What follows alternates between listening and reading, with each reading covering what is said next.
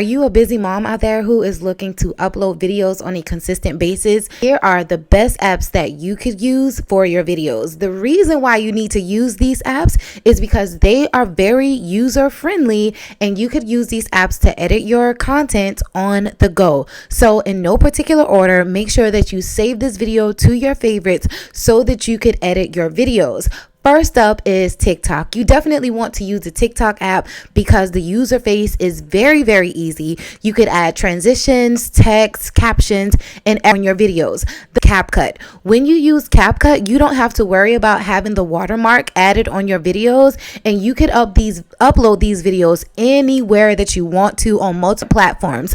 The next one is Video Leap. The reason why I love Video Leap because it is very easy. You could add music. You could actually search up the stickers and add stickers to your video with an app called Captions.